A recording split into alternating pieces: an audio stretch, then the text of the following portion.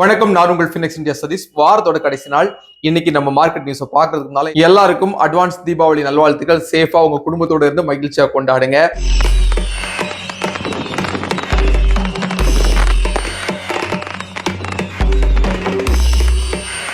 இந்த நேரத்தில் உங்க கூட ஒரு முக்கியமான விஷயத்த பகிர்ந்துக்கணும் தான் நான் இந்த வீடியோ எனக்கு எடுக்கிறேன். பங்குச்சந்தை மியூச்சுவல் ஃபண்ட்ல இன்வெஸ்ட் பண்றதுல 90% மக்கள் மார்க்கெட் ஏறும்போது துரத்தி வாங்குறத அவங்களோட வாடிக்கையா வச்சிருக்காங்க.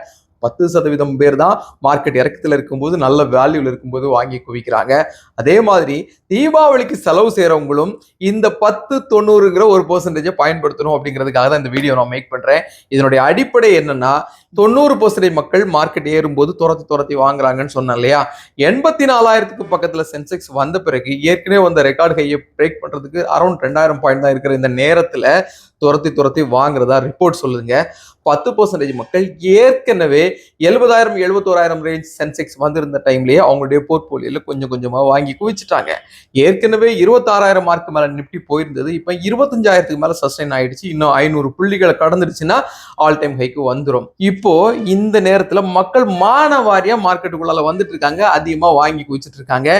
ஏற்கனவே மார்க்கெட் இறக்கத்துல இருக்கும்போது அடுத்த லோ போவோம், அதுக்கு அடுத்த லோ போவோம்னு சொல்லி வெயிட் பண்ணிட்டு இருந்தவங்க இப்ப வாங்கி குவிக்கிறாங்க. ஏற்கனவே 2008 2020 சொல்லி ஏகப்பட்ட லெசன்ஸ் நமக்கு இருக்குது. 2008ஓட எக்கனாமிக் கிரைசிஸ் டைம்னாலும் சரி, 2020ல கோவிட் காலகட்டமா இருந்தாலும் சரி, இதெல்லாமே நமக்கு இருந்த படிப்பினை. ஆனாலும் இன்னும் மக்கள் அதுல இருந்து வெளியே வர்றதுக்கு தயாரா இல்ல. ஆனால் இந்த மார்க்கெட் ஏறுது இல்லையா, இந்த நேரத்துல துரத்தி வாங்குறாங்க இல்லையா, அப்போ ஏற்கனவே வாங்கி குவிச்சிருப்பாங்கல்ல 10%, அவங்க தீபாவளி நேரத்துல அவங்களுக்கு தேவைன்னா அதை வித்து பணமாக்குவாங்க. தேவையில்லைன்னா அந்த அடுத்த அசட்டை கிரியேட் பண்றதுக்காக அதை ஹோல்ட் பண்ணி வைப்பாங்க. இப்போ இதுல ஒரு முக்கியமான விஷயம் என்னன்னா, மார்க்கெட் ரொம்பவே ஹையான இந்த நேரத்துல, ஏற்கனவே இருந்த மார்க்கெட் ஹையை டச் பண்ண நெருங்கி வந்துருக்கூடிய இந்த நேரத்துல இப்போ வாங்கியிருக்காங்க இல்லையா, இந்த ஆல் டைம் ஹையை டச் பண்ணாமலோ அல்லது டச் பண்ணிட்டோ இந்த இடத்துல இருந்து மார்க்கெட் ரிவர்ஸ் ஆகும்போது இப்போ பார்ட்டிசிபேஷன் பண்ணியிருப்பாங்க இல்லையா ஒரு 90% மக்கள், 90% இன்வெஸ்டர்ஸ், அவங்களோட நிலைமை கொஞ்சம் யோசித்து பாருங்க. ஏற்கனவே கம்மியான விலையில கிடைக்கும் போது அதை பயன்படுத்தல, இன்வெஸ்ட் பண்ண தயங்கினவங்க இப்ப துரத்தி வாங்கிட்டு அதுக்கு அடுத்து என்ன சொல்லுவாங்கன்னா, நான் ஸ்டாக் மார்க்கெட்ல இன்வெஸ்ட் பண்ணேன், ஸ்டாக் மார்க்கெட் எனக்கு பெருசா ரிட்டர்ன் கொடுக்கல, ரிவர்ஸ் ஆயிடுச்சு பாருங்க. லாஸ்ட் ஒரு வருஷம் 1.25 வருஷமா லோல இருந்த மார்க்கெட்டை தவற விட்டுட்டு இப்போ திரும்ப இன்வெஸ்ட் பண்ணிட்டு திரும்பவும் மார்க்கெட் வந்தா இந்த டாக் மார்க்கெட்ல வரும். இப்போ இந்த லெசனோட இன்னொரு முக்கியமான விஷயம் என்னன்னா, தீபாவளி வந்துச்சுன்னா எல்லாருமே நல்லாவே மானவரியா செலவு பண்றாங்க. நிச்சயமா வரவேற்கப்பட வேண்டிய விஷயம். இன்றைக்குள்ள சந்தோஷம் ரொம்ப ரொம்ப முக்கியம். ஆனால் அதை விட நாளைக்குள்ள சந்தோஷம் ரொம்ப முக்கியங்க. இன்னைக்கு நீங்க 10,000 ரூபாய் செலவு பண்ண போறீங்கன்னா அதுல 90% செலவு பண்ணுங்க. 10% ஃபியூச்சரோட பிரகாசத்துக்காக கட்டாயம் இன்வெஸ்ட் பண்ணி வைங்க. நீங்க இன்னைக்கு எவ்வளவு வெடிக்கிறீங்களோ அதுல 10% உங்களோட குழந்தைங்களோட எதிர்காலத்துக்காக இன்வெஸ்ட் பண்ணி வைங்க. இன்னைக்கு நீங்க எவ்வளவு துணிமணி வாங்குறீங்களோ அதுல 90% செலவு பண்ணிட்டு 10% ஆவது உங்களுடைய ரிட்டையர்மெண்ட்டுக்காக ஒதுக்கி வைங்க. இன்னைக்கு நீங்க எவ்வளவு இனிப்பு பலகாரங்கள் வாங்க ரெடியா இருக்கீங்களோ அதுல 90% வாங்கி சந்தோஷமா சாப்பிடுங்க. 10% எதிர்காலத்துல உங்க குழந்தைங்களோட படிப்புக்காக பயன்படுத்துறதுக்காக இன்வெஸ்ட் பண்ணி வைங்க. எதுக்காக நான் இதை சொல்றேன்னா, பொதுவாகவே காட்டுல போதே தூட்டிக்கொள்னு சொல்லுவாங்க. அது ஒரு பழமொழியா இருந்தா கூட, எப்பெல்லாம் உங்ககிட்ட பணம் இருக்கோ அப்பெல்லாம் நீங்க உங்களுக்கு தேவையான செலவுகளோட சேர்த்து இன்வெஸ்ட்மெண்ட்டையும் சேர்த்து கண்டினியூ பண்ணணும். செலவுகள் எவ்வளவு முக்கியமோ அதை விட முக்கியம் இன்வெஸ்ட்மெண்ட். அந்த இன்வெஸ்ட்மெண்ட் உங்களுக்கு ஃபியூச்சர்ல கை கொடுக்கும். இந்த தீபாவளிக்கு நீங்க என்ன பண்ண போறீங்களோ அதை அடுத்த தீபாவளிக்கு என்ன கோல் அச்சீவ் பண்ண போறோம் அப்படிங்கிற ஒரு கமிட்மெண்டோட இருந்தீங்கன்னா இந்த தீபாவளியும் உங்களுக்கு ஹாப்பியா இருக்கும். அடுத்த தீபாவளி என்ன, அதுக்கு அடுத்த தீபாவளியும், வரக்கூடிய எல்லா தீபாவளியுமே உங்களுக்கு ஹாப்பியா இருக்கும். சரி, இன்னைக்கு நம்ம மார்க்கெட் எப்படி க்ளோஸ் ஆயிருக்குன்னா பாசிட்டிவ் தான். இந்த வாரம் முழுக்க நல்ல பாசிட்டிவா பதிவு பண்ணிருக்கு. 25,709 நிப்டி க்ளோஸ் ஆயிருக்கு. வெறும் 500 பாயிண்ட்ஸ் வந்துச்சுன்னா அதே மாதிரி 86,000 பாயிண்ட் டச் பண்ணியிருந்த சென்செக்ஸோட இந்திய க்ளோஸ் அரௌண்ட் 84,000 83,952 இருக்குது.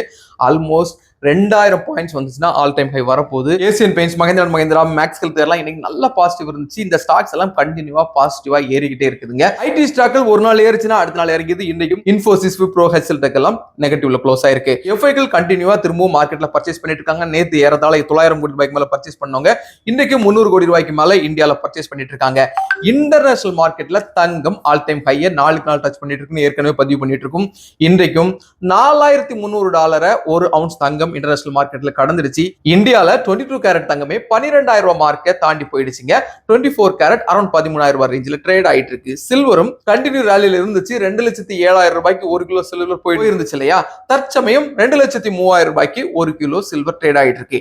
இன்டர்நேஷனல் மார்க்கெட்ல $53.76 வரைக்கும் ஒரு ரவுண்ட் சில்வர் போயிருந்தது. ஸ்லைட் நெகட்டிவ்ல இருந்தாலும் $52 பக்கத்துல தான் இருக்குங்கிறத மறந்துடாதீங்க. பொதுவாகவே இந்தியன் ரூபி ரெக்கவர் ஆகும், எஃப்ஐ உடைய வருகையும் மார்க்கெட்டுக்கு பூஸ்ட் பண்ணும். இப்போ 88 ரூபாய் 89 ரூபாய் வீக் இந்தியன் ரூபி கொஞ்சம் கொஞ்சமா ஸ்ட்ராங் ஆயிட்டு இருக்கு. எஃப்ஐகள் வருகை ஒரு பக்கம், இந்தியன் ரூபி 88 ரூபாய் 90 காசுகள் இருந்து படிப்படியா குறைஞ்சு இப்போ அரௌண்ட் 87 ரூபாய் ரேஞ்சுக்கு வந்திருக்கு. இன்னும் ஸ்ட்ராங் ஆச்சுன்னா அது நம்ம மார்க்கெட்டுக்கு பூஸ்டா இருக்கும். சோ இந்த நேரத்துல கூட குவாலிட்டியான ஸ்டாக்குகளை உங்க போர்ட்போலியோ சேர்க்கணுமே தவிர ஹையரா விலையேறின ஸ்டாக்கை துரத்தி வாங்காதீங்க. அது ஒரு தப்பான முடிவா இருந்துடக்கூடாது. அதே மாதிரி நல்ல விலையேறின மியூச்சுவல் ஃபண்டுகளை துரத்தி வாங்காதீங்க. வேல்யூவான மியூச்சுவல் ஃபண்ட் உங்களுடைய கோல் பர்பஸ்க்காக இருக்கணும். அந்த கோல் சம் டியூரேஷன் வச்சுக்கோங்க. 2 வருஷமா 5 வருஷமா 10 வருஷமாங்கிறத நீங்க தான் ஃபிக்ஸ் பண்ணணும். எதையுமே ஷார்ட் டியூரேஷன்ல மைண்ட்ல வச்சு பண்ணாதீங்க. ஷார்ட் டைம் கிடைக்கிறது எல்லாமே பொம்மை பையங்க தான் இருக்கும். அது கோல்டா இருந்தாலும் சரி, சில்வரா இருந்தாலும் சரி, ஸ்டாக்கா இருந்தாலும் சரி, உங்களுடைய ரிஸ்க் அப்பீல்ங்கிறது உங்களுடைய யூனிக். ஸோ உங்களுடைய ரிஸ்க் அப்பீலுக்கு தகுந்த மாதிரி தான் உங்க போர்ட்போலியோ இருக்கணுமே தவிர அடுத்தவங்க பண்றதை பார்த்து உங்களுக்கு போர்ட்போலியோ கட்டமைக்காதீங்க. ஏன்னா உங்களுடைய தேவைகள் வேற, அவங்களுடைய தேவைகள் வேற.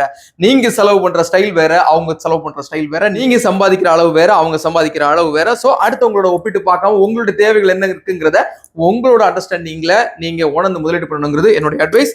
எதுவா இருந்தாலும் இது முழுக்க எஜுகேஷனல் பர்பஸ் மட்டும் தான், நாட் ரெகமெண்டேஷன். வெறும் 100 ரூபீஸ்ல இருந்து கூட stock market, mutual fund, ETF digital கோல்ல இன்வெஸ்ட் பண்ண முடியும். இந்த மாதிரிப்பட்ட சிம்பிளான இன்வெஸ்ட்மெண்ட் இருக்குது எல்லா மக்களுக்கும், குறிப்பா யங்ஸ்டர்ஸ்க்கு ரீச் ஆனா இந்த வீடியோவை டே டு டே போஸ்ட் பண்ணிட்டு இருக்கோம். இந்த தீபாவளியாச்சும் 100 ரூபாய்க்கு ஸ்டாக் வாங்க முடியும், 100 ரூபாய்க்கு மியூச்சுவல் ஃபண்ட் வாங்க முடியும், 100 ரூபாய்க்கு டிஜிட்டல் கோல்டு வாங்க முடியும், 100 ரூபாய்க்கு ETF வாங்க முடியுங்கிறத தெரிஞ்சு ஒவ்வொருத்தங்களும் அவங்க உங்களுக்கு தனித்தனியான கோல் பேஸ்ல இன்வெஸ்ட் பண்ணணுங்கிறது என்னுடைய ஆசை. இந்த வீடியோ உங்களுக்கு வேல்யூபிள் ஃபீல் பண்ணீங்கன்னா லைக் பண்ணுங்க, கமெண்ட் பண்ணுங்க, சப்ஸ்கிரைப் பண்ணுங்க, ஷேர் பண்ணுங்க. ஹாப்பி தீபாவளி.